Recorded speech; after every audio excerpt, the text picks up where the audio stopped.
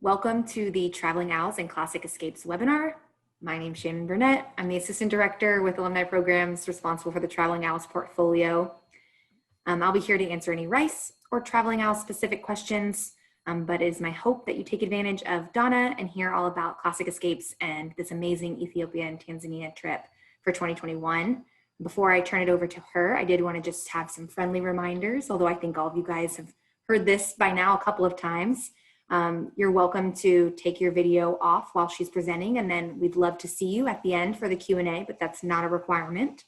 But please do keep your audio muted when you are not talking so we can cut out some background noise.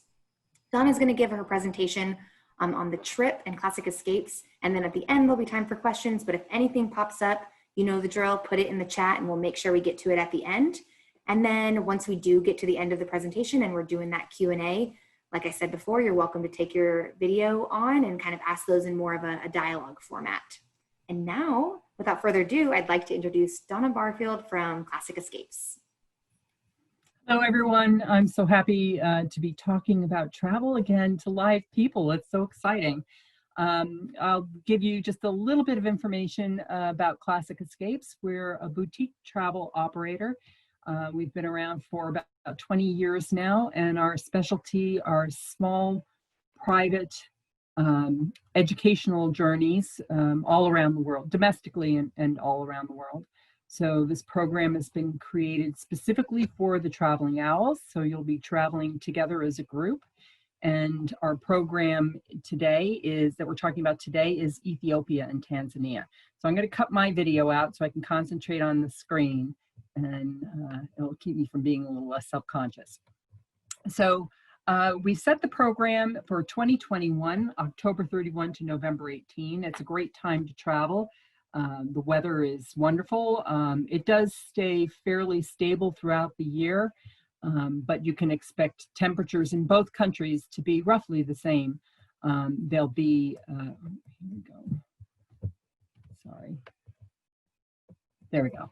Okay, in the mid to low 50s in the evenings, and the daytime will be nice and warm from the mid to upper 70s.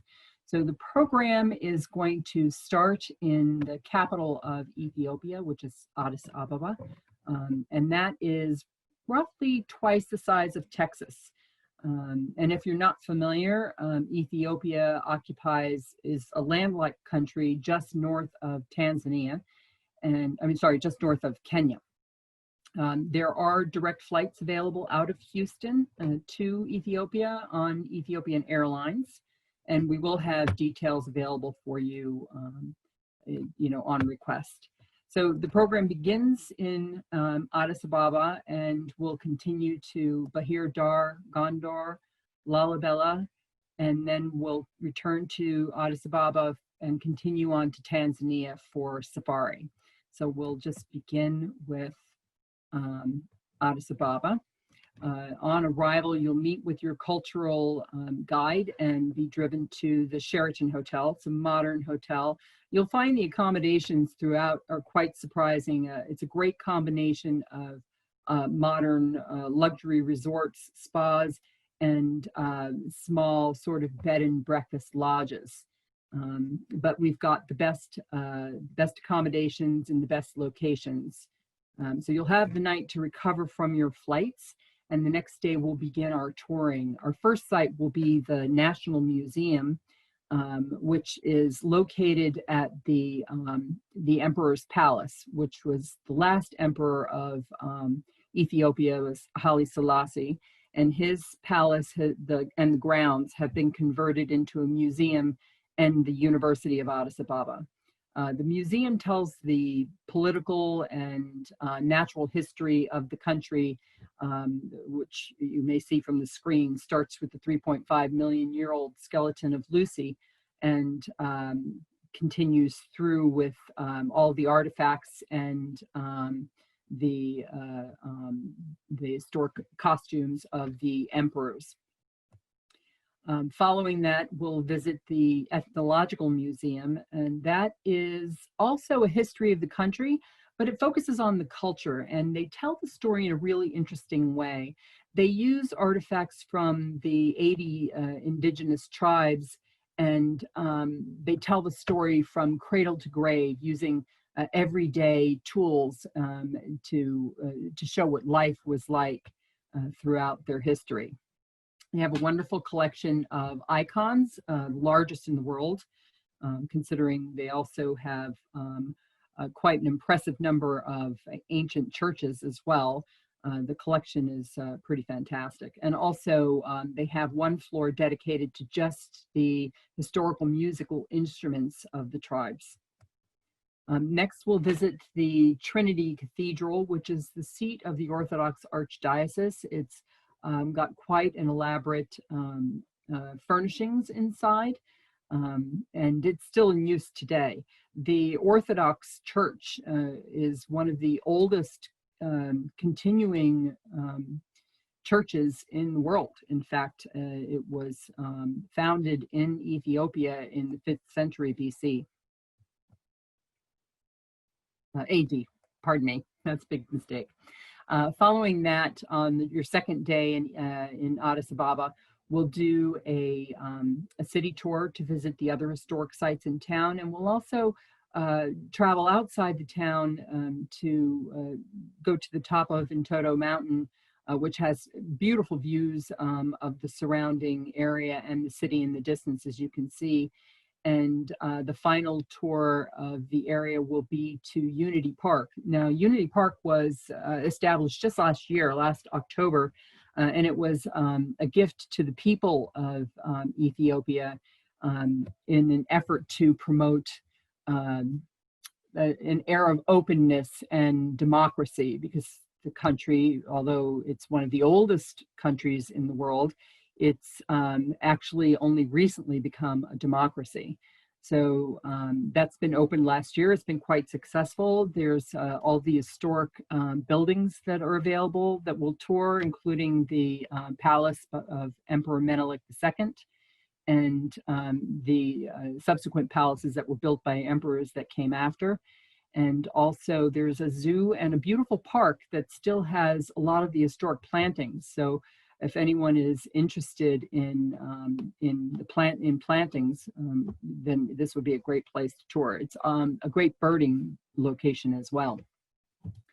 The following day, we'll fly to Bahir Dar, which is where Lake Tana is. And Lake Tana, you may know, is the source of the Blue Nile. And the Blue Nile, together with the White Nile, are the source of the Great River Nile. That flows to the Mediterranean, longest river in the world. It's quite a beautiful and bucolic setting, and we have accommodations for you there that are right on the lake, quite beautiful. The lake is dotted with a number of islands, which we'll visit on our second day there. But our first day, after checking in, will be a visit to the Blue Nile Falls. It's not the tallest falls in the world, it's not the widest falls in the world, but it is quite spectacular. That's a 400-foot wide cataract, and the water drops 150 feet and creates so much mist that it's been nicknamed Smoking Water, or Tissa Bay.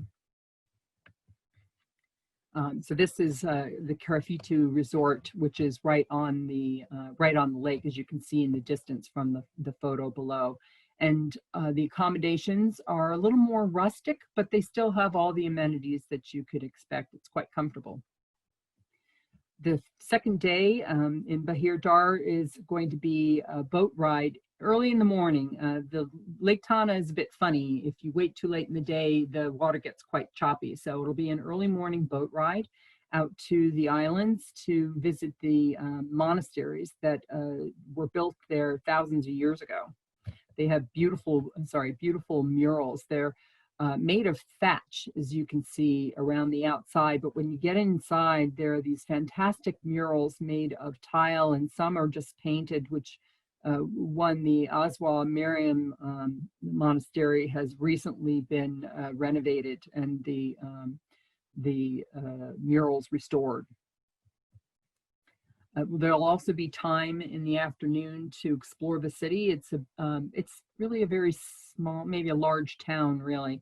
It has beautiful sidewalks with tree coverage, and we'll also visit while we're there a women's cooperative, and you'll learn, they'll show you a weaving demonstration and also a coffee ceremony. And if you don't know, I mean, everybody knows Ethiopian coffee, but that is where coffee was discovered in Ethiopia by a young goat herder who found red berries, and he noticed that when the goats ate the berries, it made them quite excited. So he brought it to the monks in the monastery, and they made a beverage out of it, which they discovered helped keep them alert during evening prayers. And there you have it, coffee, most popular beverage in the world after water.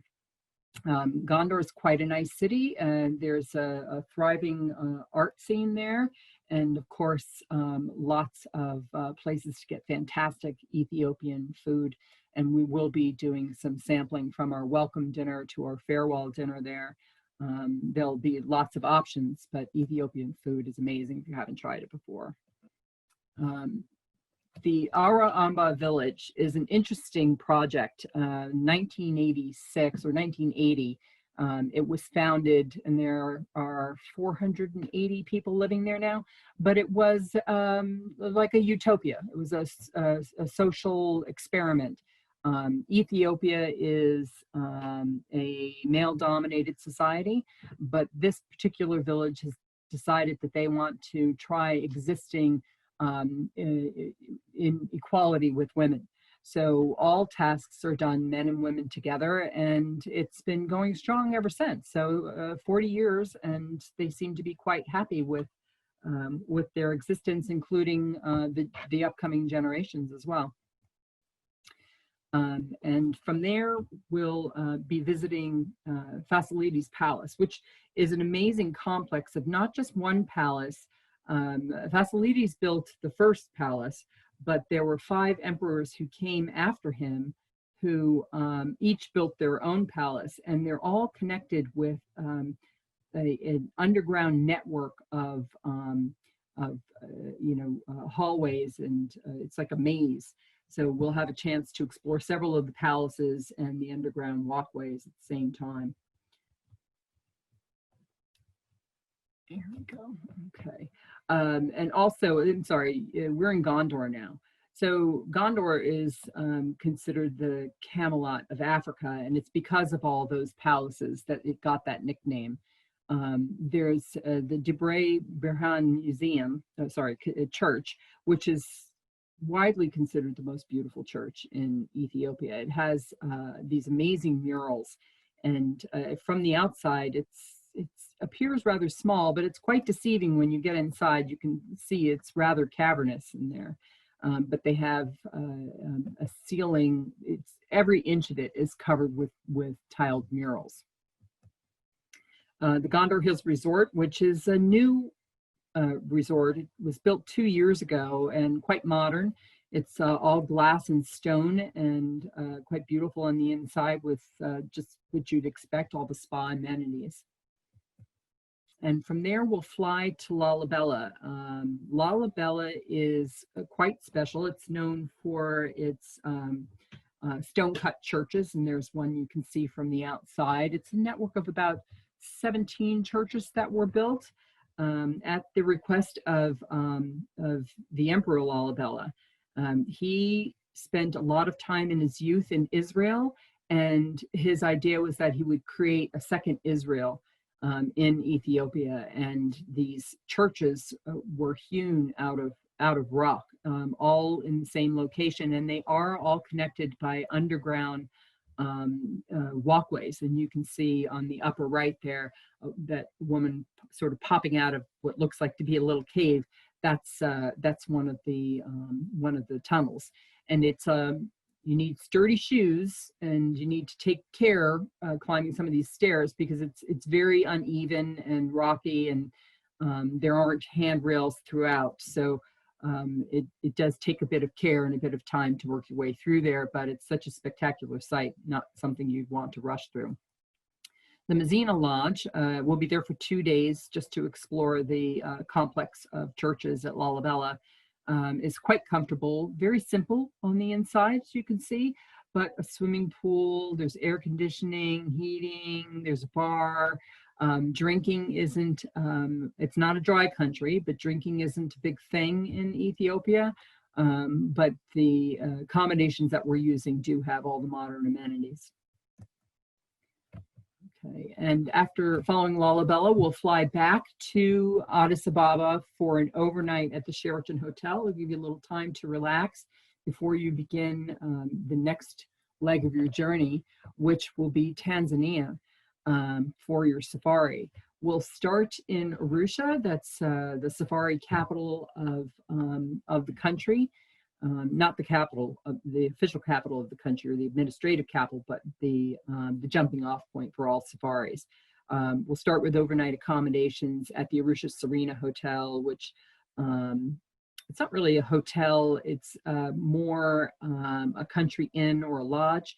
The rondel buildings that you see there, those are the individual rooms. It's surrounded by beautiful gardens and has a wonderful view of the lake, and a nice opportunity to walk down and start with some birding, or there's a lovely grassy area, patio area to sit out on, which is where you'll be having your briefing with your naturalist guide. And after a day of relaxing, we'll start with a drive to Lake Manyara. Tanzania is an interesting country because they have such wide areas and so many national parks, and early on they decided to maintain the greenways for the wildlife. So all of their national parks and all the parks we'll be going into are all connected, interconnected. So when you're going from one park to the next, you're not heading out on a highway, you're actually going from one game drive into the next game drive.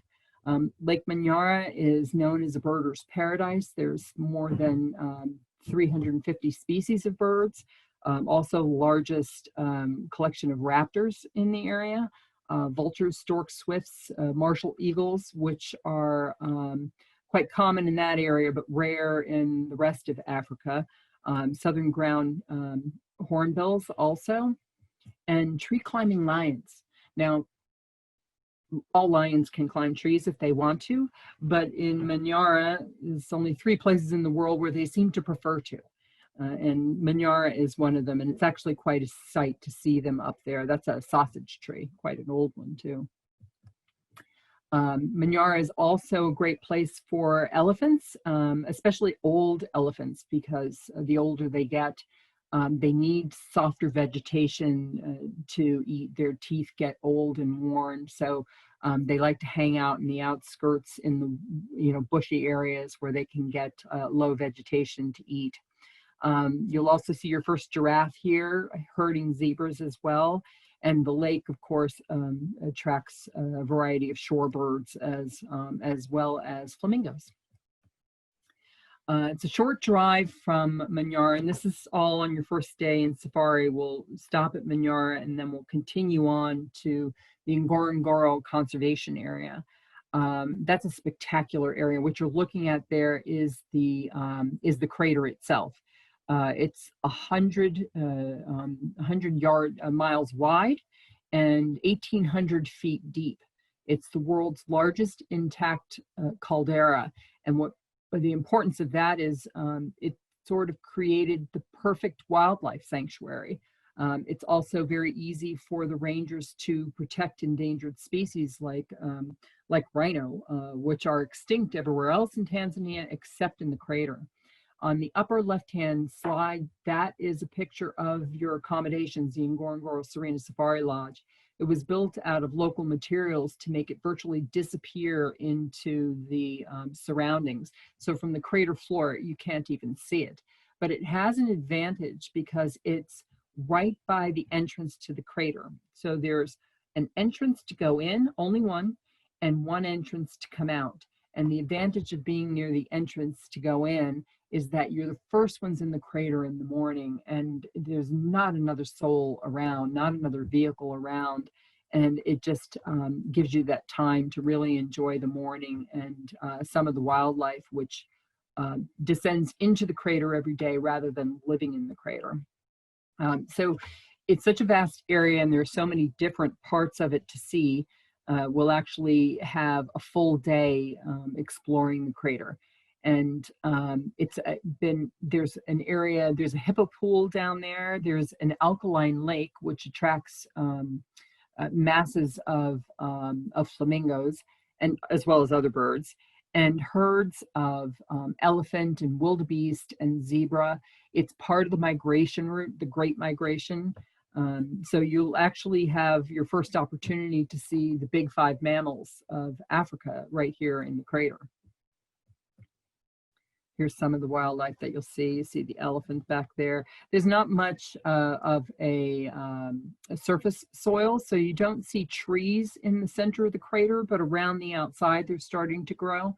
It's quite an ancient crater, so what soil is there has developed into savanna grasses.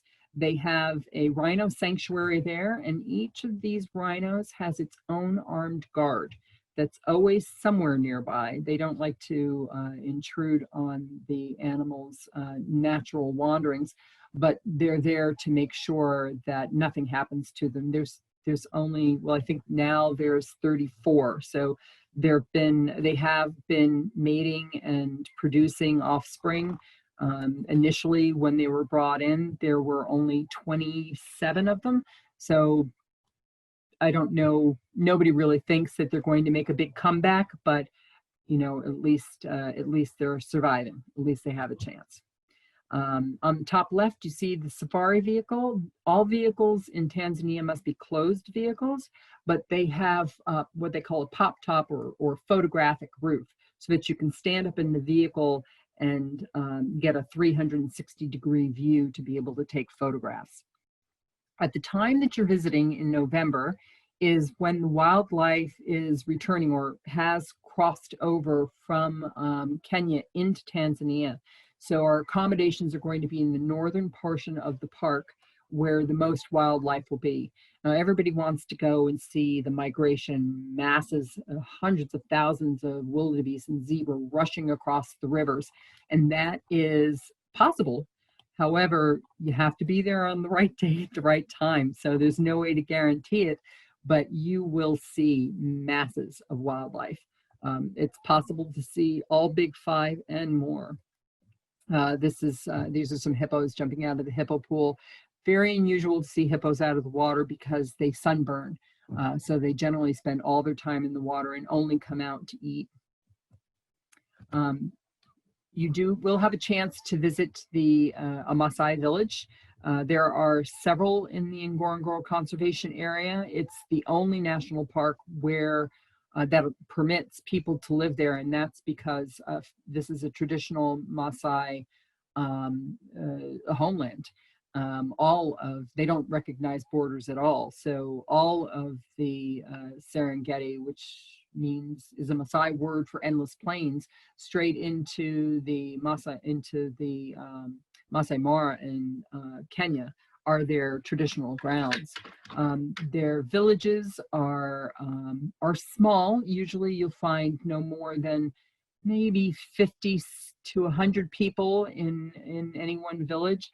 And they don't dance around like this every day. They do this for people that are arriving, but they might see a group of travelers once every year or two, maybe. The tourism is spread out so that they don't become, I don't know, it doesn't become too touristy. They have these beautiful costumes and beaded jewelry, which they'll sell while they're there, and they can be quite aggressive in their sales tactics too. So we do provide information in pre-departure materials to tell you what to expect while you're there and how to prepare before you go as well. This is the old Pie Gorge, famous for the discoveries that were made there by the Leakeys, who were a couple, married couple, anthropologists, and they have a wonderful museum there. So you'll receive a briefing from one of the on-site anthropologists, but also there's a fantastic little museum there that has some of the fossils of what they found. Much of what they found was taken back to Europe So they don't have originals, but they have casts of things, and they do have some of the more recent discoveries. Many of the universities in the United States have teams of student archaeologists that participate in digs out in Oldipai. From the Gorongoro Conservation Area in Oldipai comes the Serengeti. It's the most iconic national park, probably in most of Africa anyway. You do pass through gates, but you're in it for where you realize that you're there. It's probably what the highlight of the trip, I would suppose. Just as far as the eye can see, this is a pretty sparse showing of wildlife. What you'll see is definitely going to be more concentrated than this, but I really like that cheetah shot. This is more typical of what you would see at this time of year. The migration in Tanzania that actually extends into Kenya is the largest land migration in the world, and it is spectacular to see it. Just as far as the eye can see, all these wildebeest and zebra all mixed in together. They're very cooperative with one another, but it's the rain that drives them. And at this time of year, they call it the time of the short rains, which means that you might see a little rain generally in the afternoon. All of your game drives are going to be in the morning and the late afternoon, so you won't have to worry about getting rained on while you're out and about. This is the Serengeti Serena Safari Lodge. You'll have 3 nights here, and these odd little rondel buildings are your rooms, which all the lodges that we're using, they're equipped with electricity and outlets for charging things and hair dryers, and there's ceiling fans, and there's an air conditioning in here, but it's certainly not needed. But they also have wonderful private balconies with spectacular views. You can't see it from here, but what you're seeing from the balcony are these expansive views of the savannah in front of you. You can see the swimming pool there, which has views of the savannah in the background. And as far as dining is concerned, you'll have the opportunity to dine inside and outside. They like to switch it up so that you have the night under the stars. They all have the what they call a boma, or a fire pit, so you can sit around the fire and share your big fish stories and talk about the day. You'll be dining with your naturalist guides, it's a great opportunity. If you haven't had a chance to find out what that bird was you saw in the afternoon, you can find out over dinner and cocktails. Here's some of the wildlife. Now, I will say that the safari vehicles are great, but the roads are not really roads. They're paths, really. And it can be quite bumpy. So anybody with any kind of seasickness should keep that in mind, because you will get bounced around a little bit. Of course, you're not speeding through, as it almost looks like it, because of the dust being kicked up by the wildebeest there. It's a slow pace because you don't really want to miss the wildlife. That's what you're there for. And you'll see as much by looking up as looking down. This rocky outcropping is locally called a copy. And the lions particularly like to sit up there because it gives them a great vantage point to see where their next meal is coming from. But you'll also see the diminutive hyrax, which they look a bit like a rodent, but they're actually a relative of an elephant. They also live among the rocky outcroppings as well. And this is typical scenery for the northern Serengeti.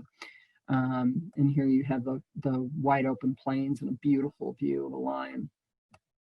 That top picture is one that I took actually the last time I was in Tanzania, and it was a great demonstration of cooperation. All of the drivers, the vehicles, are connected to one another by radio. So if somebody sees something, they radio other people to let them know. Or if you haven't seen a leopard and you want to see a leopard, the driver will reach out to other vehicles to see if anybody's seen one.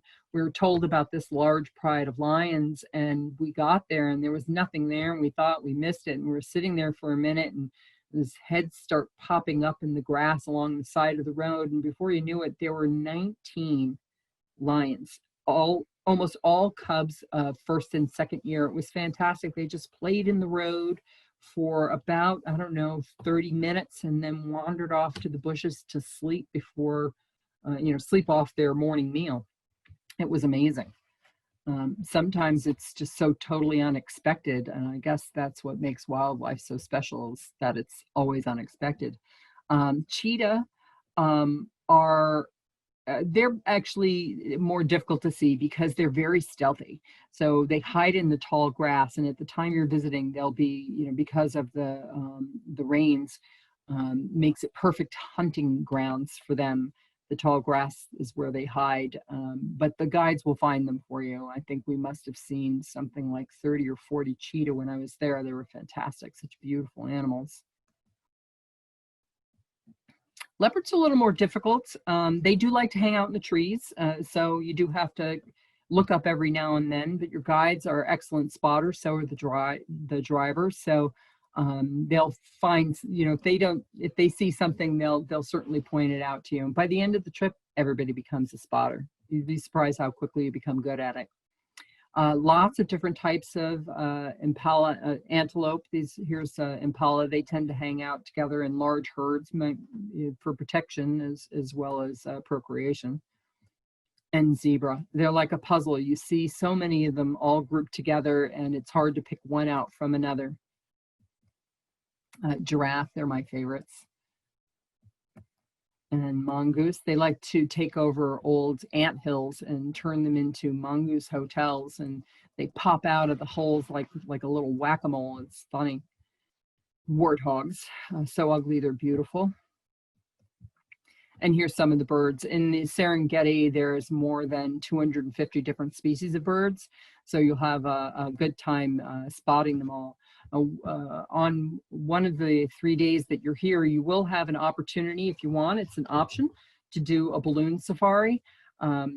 You have game drives twice a day, every day. When it comes to the balloon safari, it would replace one of your morning safaris. You leave very, very early, about 4 o'clock in the morning, so that you're in the balloon as the sun is coming up. So it's a spectacular view. That basket, which looks quite small, actually holds 16 people. They tip it on its side and they sort of slot you in there like bottles of wine in a carrier, and then it uprights and away you go.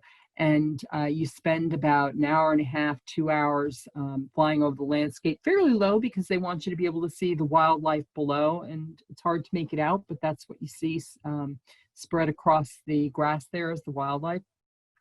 And when you land, they have a wonderful champagne breakfast for you. And then you'll rejoin the rest of the group for the rest of their morning safari, and likely want a nice long nap when you're done. These sunsets, no kidding, are very typical of the area, especially in November because of the afternoon rains. You have that moisture, and in the morning you get the mist, and at sunset, of course, you also get the mist, and it just makes some amazing sunsets. And there you go. You'll return on your final day, fly back to Arusha, which is nice because it's a small aircraft and it gives you good views of the land as you head back to Arusha. From Arusha, you will fly back to Addis Ababa for your transatlantic international flight back home. And we do have, which I don't think I have time to cover necessarily, we are offering a extension. I'm sorry, that's incorrect. It's a pre-extension to the Omo Valley. The Omo Valley is south of Addis Ababa, and it's where the ethnic tribes, the indigenous tribes, most of them live. There are 80 different indigenous tribes in Ethiopia, and they have speak something like 88 different languages and 200 different dialects, but they have very traditions that are very distinct one from the next. And that's a 6-day extension. There's also a post extension being offered to Zanzibar. So instead of returning at the end of the safari, you would go from the Serengeti to Arusha and then fly on to Zanzibar, which is more about culture and some time on the beach. So that's a good relaxing extension, while the pre-extension is definitely educational and cultural and very interesting. I've included that on the presentation here, but in the interest of time, you know, if you want to take a look at it whenever you're ready, you can just have it emailed to you, and then you'll be able to review it at your leisure. Okay, so let me see, my video is not starting, but I just wanted to see if anybody has any questions.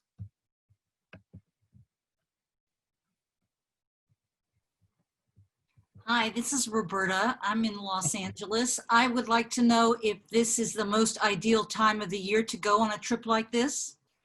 Well, yes, the weather, and it's the perfect time to go for the weather.